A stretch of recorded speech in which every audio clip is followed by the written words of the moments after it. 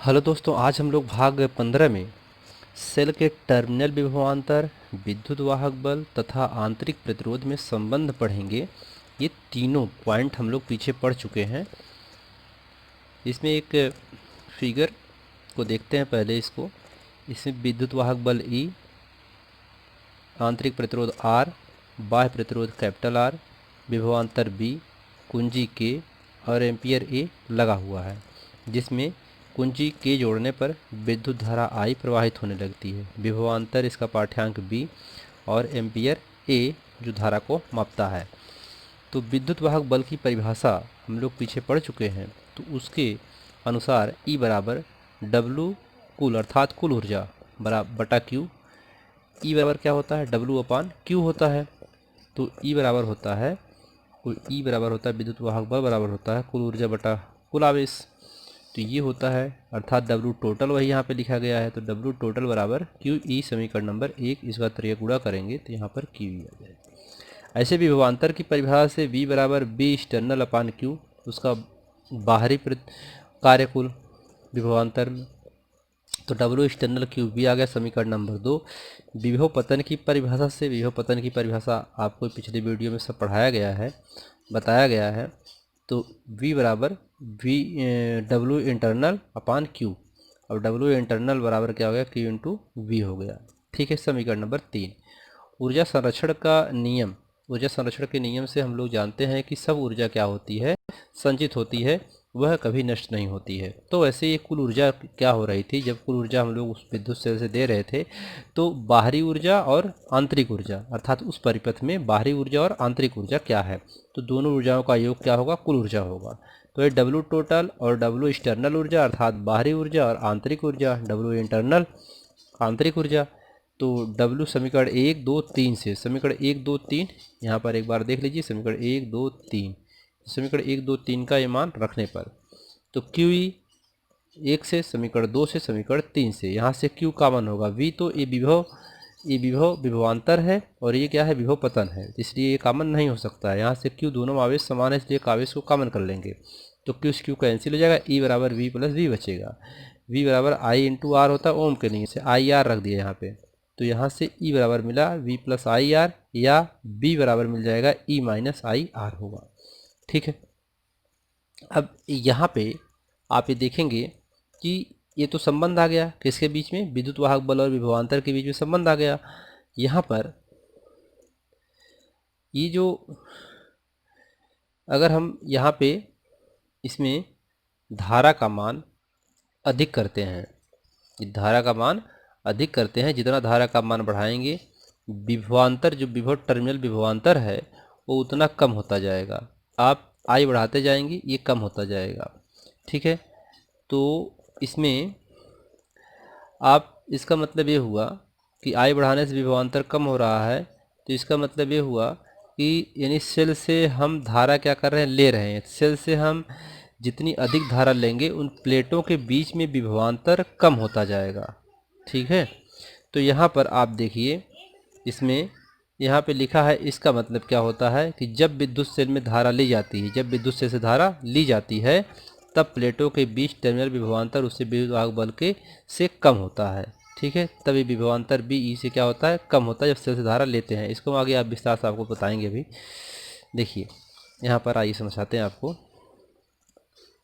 इसमें कंडीशंस हैं, कंडीशन से हैं, नोट 1 है इसमें चार्जिंग, यानी हम जब उसको क्या कर रहे हैं?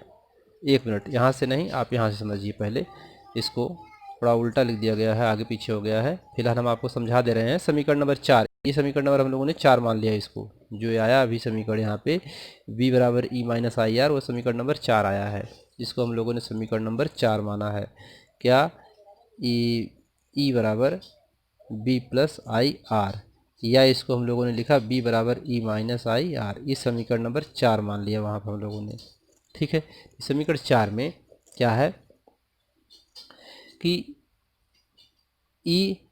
B बराबर E माइनस IR में यदि I 0 हो तो B बराबर E I 0 हो, यानी I 0 ये कह रहा है कि जब विद्युत सेल से धारा न ली जा रही हो, हम धारा ले ही न, ये सूत्र कब? होगा, ये ध्यान देना है।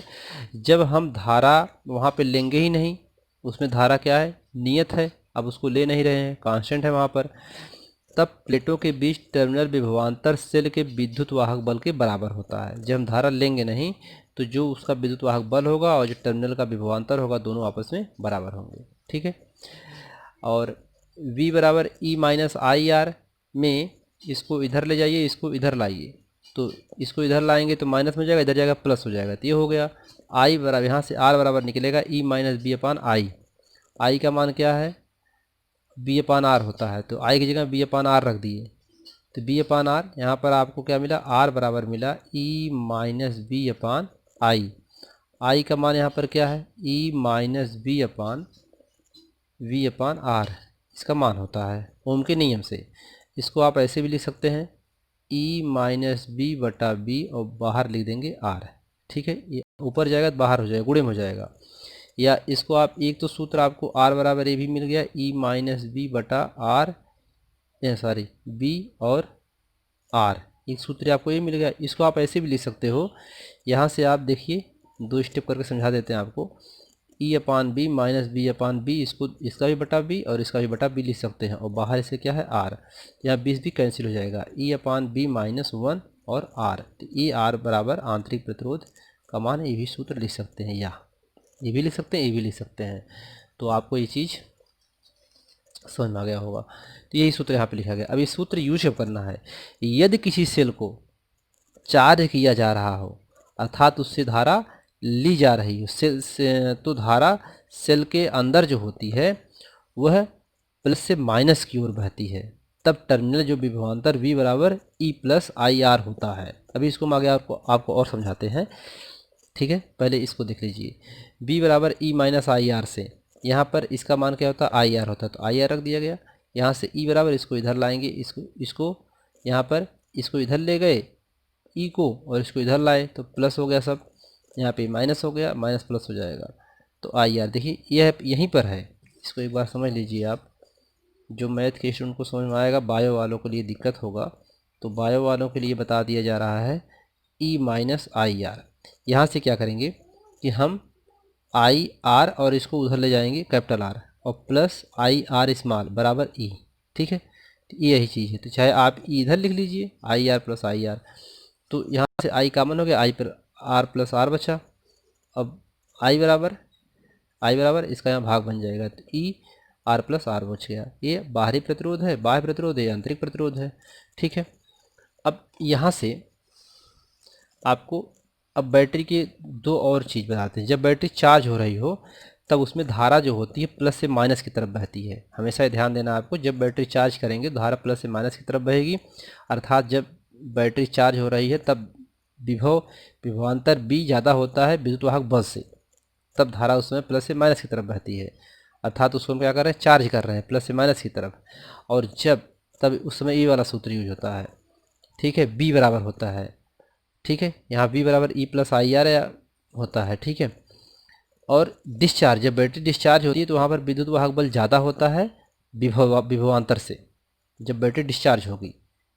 ठीक है, जब बैटरी में से धारा ली जा रही हो तब ये होता है, अर्थात तब धारा माइनस से प्लस की तरफ बहती है, अर्थात उसमें से धारा बाहर निकलना शुरू कर देती है, माइनस से प्लस की तरफ आती है। लेकिन चार्ज करते हैं तो प्लस से माइनस की तरफ होती है। ठीक है, तो ये था इसमें। अब इसके कुछ एग्जाम्पल्स हैं, आइए उसको देखते हैं। एग्जाम्पल इसमें इसका पहला है और इस चैप्टर का 22वां एग्जाम्पल। एक विद्युत सेल का खुले परिपथ में विभवांतर 6 वोल्ट है और 2 एम्पीयर धारा लेने पर उसका विभवांतर 4 वोल्ट रह जाता है।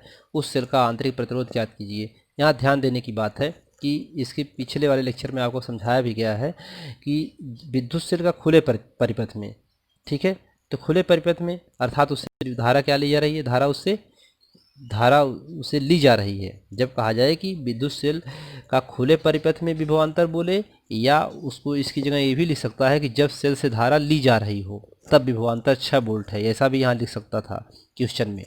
तो क्वेश्चन को आपको समझना है यहाँ पे, इस टाइप के क्वेश्चन कि जब एक विद्युत सेल का खुले परिपथ से 6 वोल्ट, खुले परिपथ में विभवांतर 6 वोल्ट है, या यहाँ पर लिख सकता है कि जब सेल से धारा ली जा रही हो तब उसका विभवांतर 6 वोल्ट होता है। ठीक है। तो और 2 एम्पीयर धारा लेने पर विभवांतर 4 वोल्ट रह जाता है, उस सेल का आंतरिक प्रतिरोध ज्ञात कीजिए। तो ये चीज़ आपको यहाँ पे समझाया गया है, वही नोट हमने लिख दिया। हम जानते हैं कि जब सेल से धारा ली जा रही हो अर्थात विद्युत सेल खुले परिपथ में, तब E बराबर B होता है, यानी सेल का खुले परिपथ में विभवांतर बराबर सेल का विद्युत वाहक बल, ये दोनों आपस में बराबर होते हैं। यहाँ पर दिया है तो अब ये E हो गया, E बराबर 6 वोल्ट, B बराबर 4 वोल्ट, I बराबर 2 एम्पीयर। ठीक है, तो सूत्र है R बराबर E माइनस बी अपान आई। इसका मान 6, इसका मान 4, इसका मान 2। सॉल्व करने से 1 ओम आएगा, अर्थात आंतरिक प्रतिरोध कितना आया, 1 ओम आया। इसके कुछ और उदाहरण हैं, आइए देखते हैं।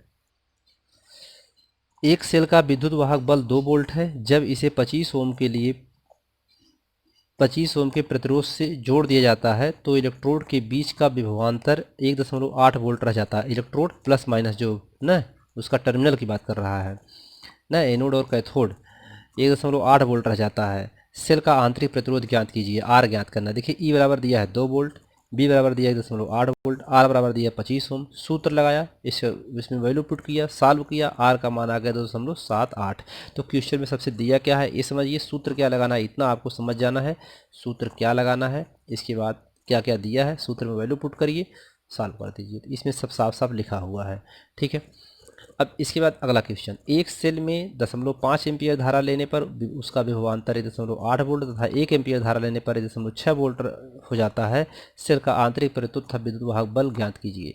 इसमें दो चीज़ें पूछा हुआ है, उसका आंतरिक प्रतिरोध R पूछा है और विद्युत वाहक बल E पूछा हुआ है। और इसमें धारा जो 0.5 एम्पीयर सेल से हम ले रहे थे, विभवांतर 1.8 था, जब 1 एम्पीयर लेने लगे तो 1.6 विभवांतर हो गया उसका। ठीक है, तो पहले केस फर्स्ट, इसमें केस फर्स्ट के लिए I1 बराबर इतना दिया है 0.5 एम्पियर और V1 बराबर दिया है 1.8 वोल्ट दिया है। तो इस कंडीशन में, ये आपको समझने के लिए है, इस कंडीशन में धारा ली जा रही है, तो इस कंडीशन में धारा ली जा रही है, यहाँ पर क्या है, धारा ली जा रही है, तो सेल क्या हो रही है, डिस्चार्ज हो रही है। तो डिस्चार्ज के लिए सूत्र लगा देंगे, E बराबर V1 प्लस I1 R। तो यहाँ पर 1 1 हो जाएगा, पहले कंडीशन है। 1.8 इसका मान है, वो रख देंगे, 1.8 है इसका मान, तो 1.8 रख दिया गया। इसका मान कितना है, I1 1.5 इंटू R। समीकरण नंबर 1 के सेकंड में I1 बराबर 1 एम्पियर धारा लेते हैं पर विभवांतर कितना जाता है, यहाँ पर 1.6 वोल्ट हो जाता है। तो यहाँ इस कंडीशन में भी धारा ली जा रही है, तो E बराबर V2 प्लस I2R हो गया। तो V2 का मान इतना, I2 का मान 1 दिया है और R। अब यहाँ पर समीकरण 1 और 2 को घटाने पर समीकरण नंबर 2 मिल गया। 1 और 2 को घटाने पर तो यहाँ पर E से E कट जाएगा, माइनस माइनस हो जाएगा सब, यहाँ घटाओगे 0.2 आएगा, यहाँ घटाएंगे 1/2 आएगा। ठीक है, अब ये 1/2 बराबर 0.5। अब यहाँ पे देखिए क्या आया है, -0.2 R, 0.2 प्लस 1/2 R। इसको क्या लिख सकते हैं, माइनस है, बराबर को उधर ले जाइए इसको, 1/2 R बराबर -0.2, या R बराबर लिख सकते हैं -0.2, ये गुणा हो जाएगा यहाँ पे 2, तो R बराबर -0.2 दूनी 4, 0.4 आ जाएगा। तो R बराबर कितना आ गया, 0.4 ओम आ गया। ठीक है, यही यहाँ पे आया। अब R का मान अभी हमें निकालना क्या है, एक आंसर ही आ गया, अब हमें E निकालना है। तो E का मान समीकरण 1 या 2 में किसी में रख दीजिए आप। ठीक है, जैसे द्विघात समीकरण कक्षा 10 में हम लोग सॉल्व कर रहे थे, उसी हिसाब से यहाँ पे है।